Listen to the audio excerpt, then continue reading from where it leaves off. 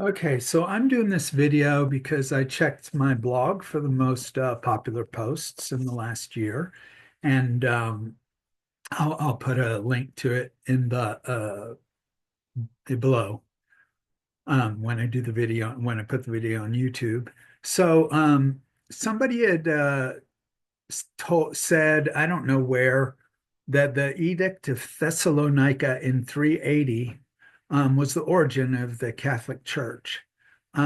So the quote he gave is from something called the Theodosian Code.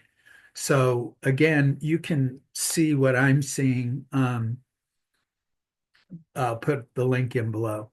So the quote says, "It is our desire that all the various nations which are subject to our clemency and moderation," and this is from the Emperor Theodosius, but not Theodosius of the Great in the 380s, but someone in the 5th century, Theodosius II. And I'll explain the difference of that as this video goes along. um, should continue to profess that religion which was delivered to the Romans by the divine apostle Peter, as it has been preserved by faithful tradition, and which is now professed by the pontiff Damasus and by Peter, Bishop of Alexandria, a man of apostolic holiness. According to the apostolic teaching and the doctrine of the gospel, let us believe in the one deity of the Father, the Son, and the Holy Spirit in equal majesty and in a holy Trinity. We authorize the followers of this law to assume the title of Catholic Christians. But as for the others, since in our judgment they are foolish madmen, we decree that they shall be branded with the ignominious name of heretics, and shall not presume to give to their conventicles the name of churches. They will suffer in the first place the chastisement of the divine condemnation, and in the second, the punishment of our authority, which, in accordance with the will of heaven, we shall decide to inflict. So, first of all, let me tell you who the Emperor Theodosius I was. Wikipedia attributes this quote to Theodosius II. So I guess anybody who listens to my channel is going to know that the Council of Nicea was held in 325. The Emperor Constantine was in charge of that, but that Council of Nicea really did not settle anything. Instead, Constantine's son Constantius sided with the bishops who had been um, actually not just excommunicated, but banished from the empire at the Council of Nicaea by his dad. And his um, support of the people who lost at the Council of Nicaea, I mean, there were maybe 5 people supporting the Jesus was created rather than Jesus was birthed from the Father side. So um, that's a small amount, but when Constantine's son, Constantius II, decided to support these bishops, then he made those bishops the majority by removing bishops in the eastern half of the empire, which would be like from Greece to the Middle East. Whereas in the western side of the empire, in Italy and the rest of Europe, the reigning that Constantius II's brothers reigned. So there were 2 emperors in the west and one in the east. And the one in the east stood with the Arians. So Arians comes from Arius. Uh, he was a elder from Alexandria that was excommunicated in 318. When he was excommunicated there, he fled to a friend of his who was a very important bishop. He was the bishop um, of Nicomedia, which is a place that the emperor sometimes resided. And that just the emperor being there gave great authority to that church and thus to the bishop of that church. So he went to that bishop.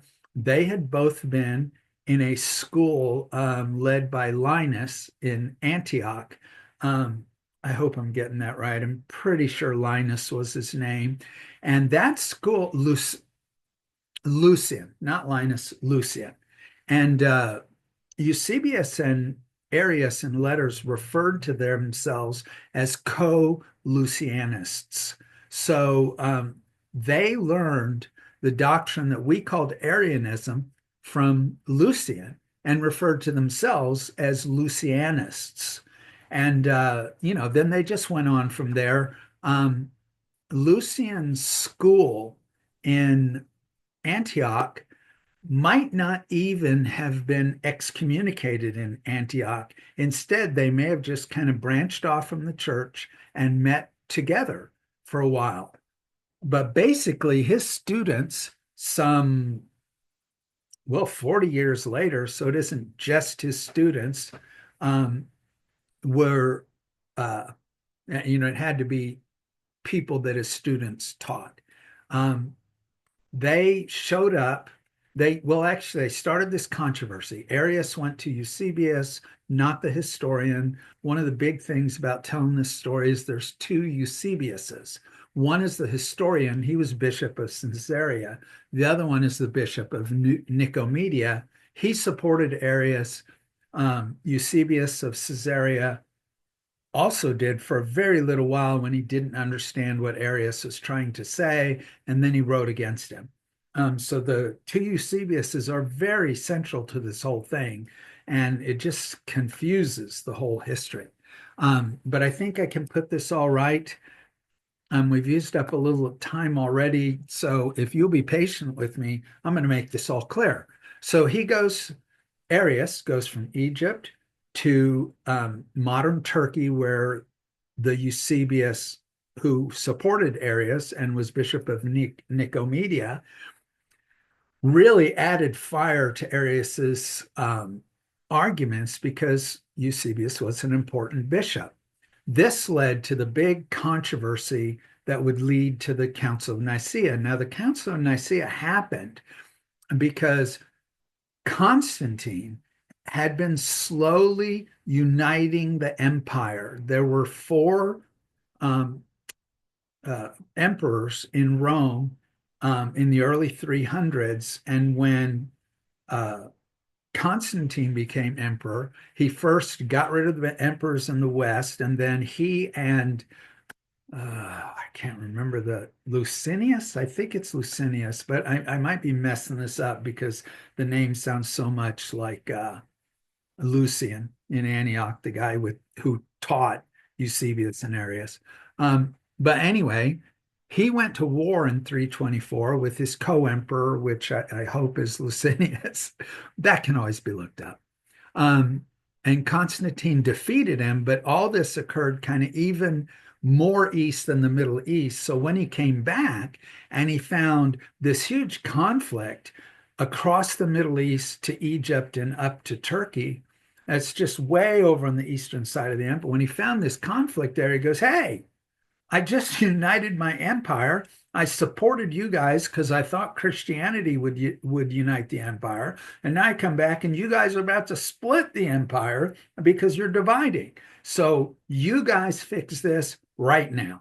So he got as many bishops as he could from all across the empire, paid them to come, paid for their transportation, and got them together to solve the conflict between Eusebius and Arius and really most of the rest of the bishops in the empire.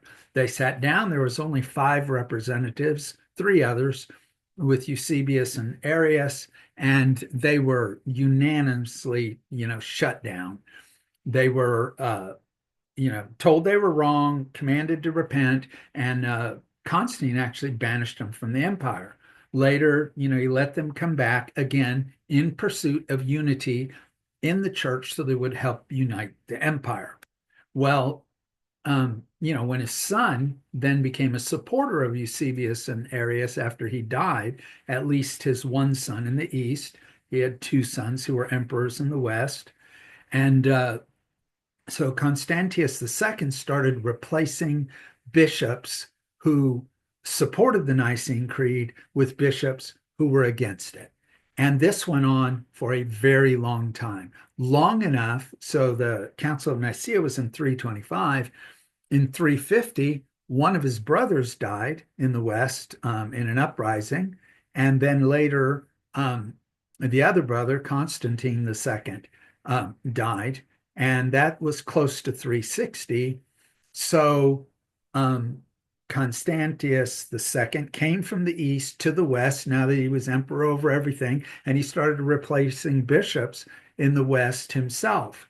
And Jerome, decades later, 60, 70 years later, would comment about this time period as going, the world woke up one day and found itself Arian, which is a telling quote because by the time of Jerome, he could speak of something that had to do with the church as the world waking up to find itself Arian. He didn't say the church woke up to find itself Arian. He said the world did because by then, by Jerome's day, the emperors were all Christian and pretty much the empire's religion was Christianity.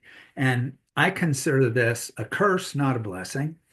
Not everybody agrees with me, but I feel like it's a curse of bringing, in 2 Corinthians 6, it says that we're not to be unequally yoked with unbelievers.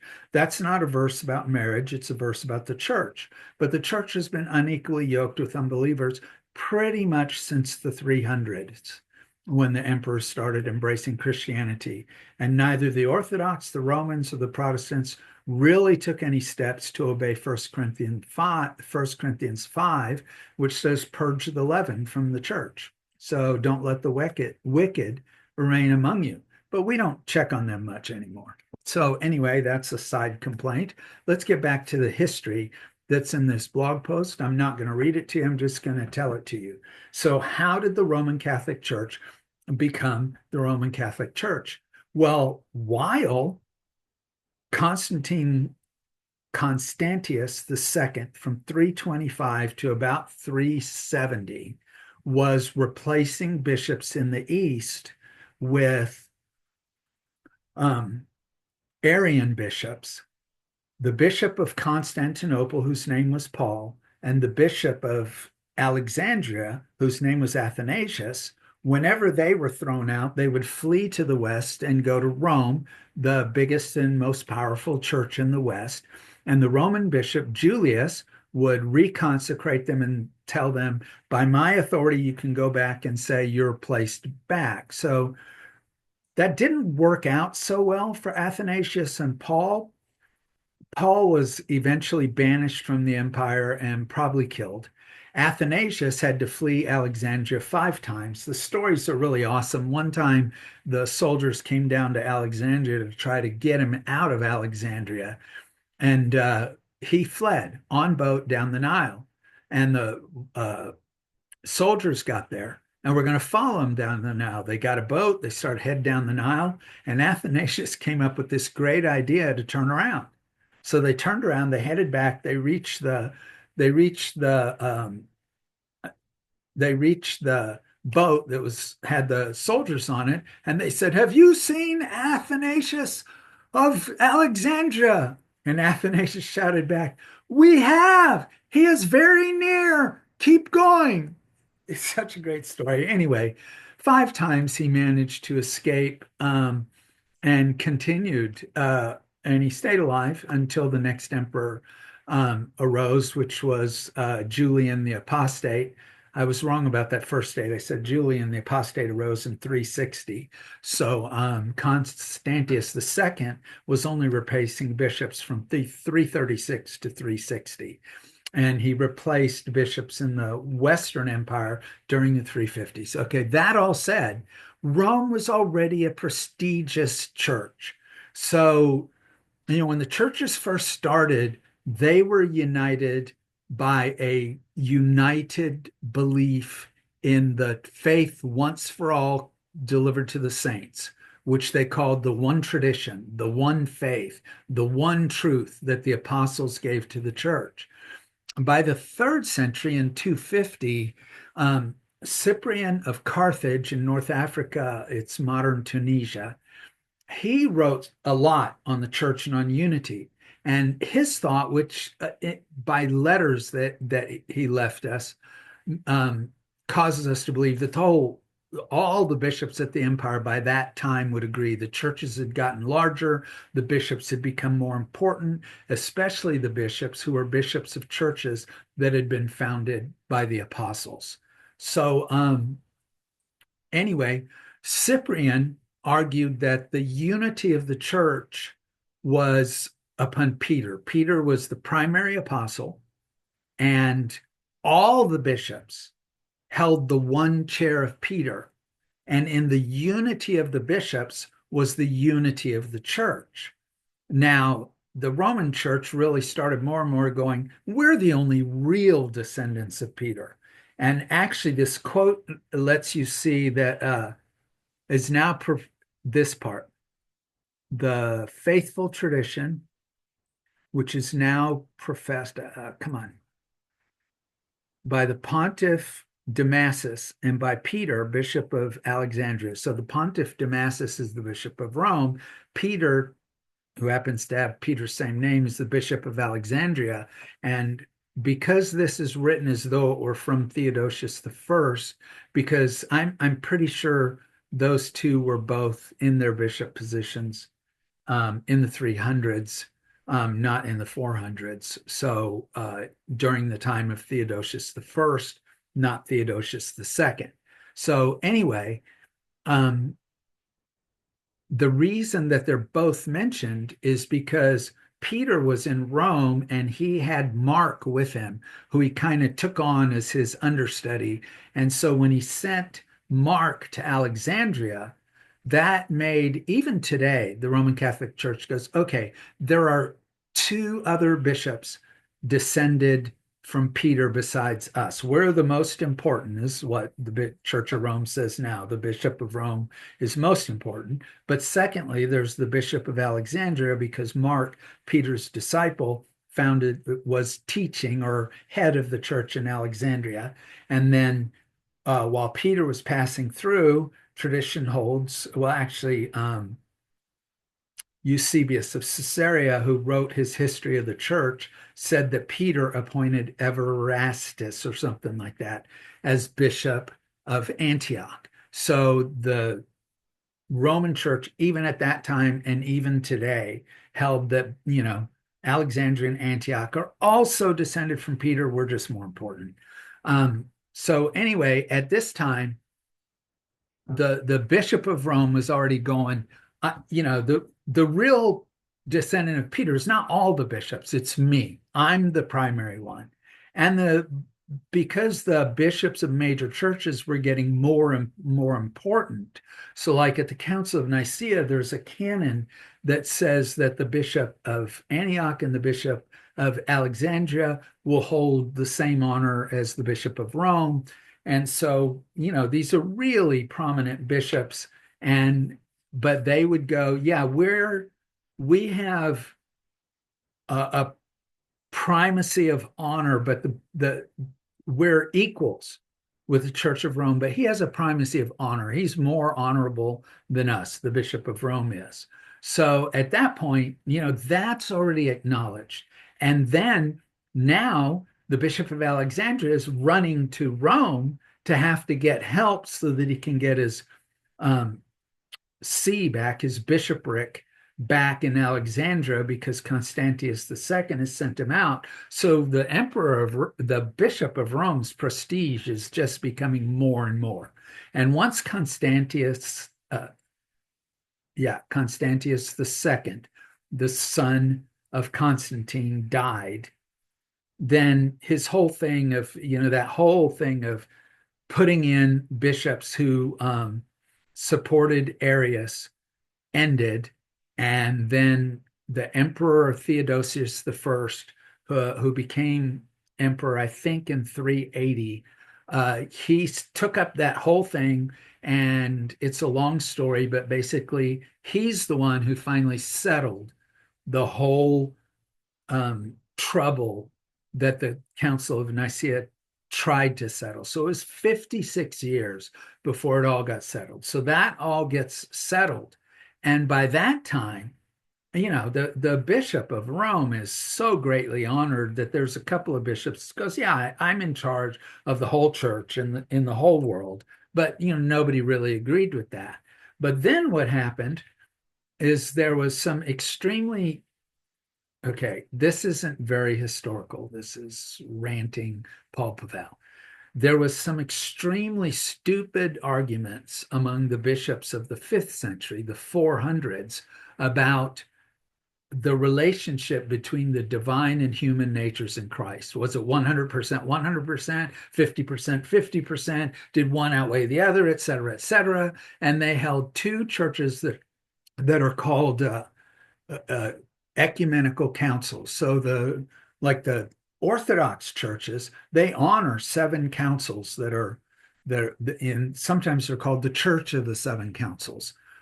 They honor these as authoritative, but the ones in 432 and 451, Ephesus and Chalcedon, simply excommunicated people, which resulted in whole um, nations, Egypt and Syria, being basically in excommunication, not in fellowship with the rest of the churches, even though only two bishops, Nestorius in Syria and Cyril in Alexandria, were excommunicated at the two councils, not the whole nations. But the end result of it is that whole nations were excommunicated. So in Egypt now, there is an Orthodox church, kind of a Eastern Catholic church in Egypt, but there is also the Coptic Orthodox Church, which are the descendants of the excommunicated Cyril and his churches in Egypt. So some of this is kind of complicated, but I hope you're following all of it. Anyway, at the Council of Chalcedon, well, I'm getting these dates a little confused right now. I'm sorry, but you get the import of this, what I'm meaning by this, which is the most important thing. At one of those councils, Pope Leo of Rome was at the council, and he, just shot down Cyril of Alexandria, and the bishops at the council are going, Peter is alive in Leo, Peter is alive in Leo, and just honoring the Apostle Peter for refuting something that the Apostle Peter probably never thought about, and that no human being could ever possibly know what is the relationship between the divine and human nature inside of Christ. So anyway, that was a time, I mean, most Protestant historians would go when everybody was proclaiming Leo as but not the reincarnation, not the channeling, the church would never say anything like that, but that Peter was speaking through Leo at the Council of Chalcedon. They consider that the first real pope claiming authority over the whole entire church.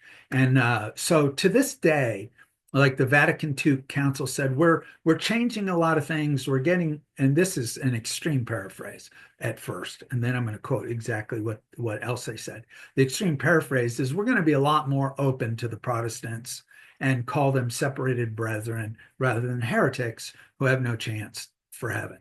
So they did that council, but at the council they said, but we're not backing off on this, that the Bishop of Rome has full, supreme, and universal power over the church, which he is free to exercise at any time. So that's their claim.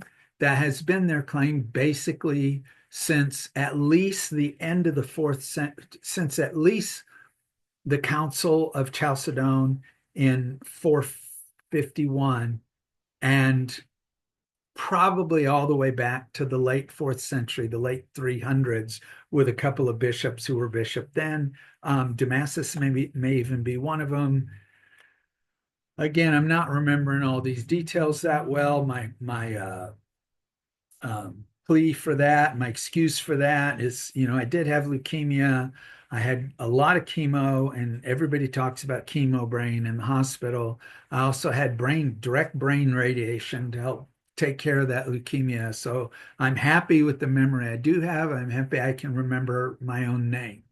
But anyway, that's the origin of the Roman Catholic Church. It was not something that, boom, someone made a decree. Oh, the emperor said you can do this. Now, in the end, there has been a controversy even all throughout the whole time after that Council of Chalcedon in 451 of the Pope going, I have authority over the whole church, and the Eastern churches going, well, you have a primacy of honor. You are the most honored bishop in the church, but you do not have the primacy of jurisdiction. You do not have jurisdiction over you. We're going to honor you above all other bishops, but we are not going to honor you as our authority who tells us what to do. So that has been a conflict all the way through the Middle Ages.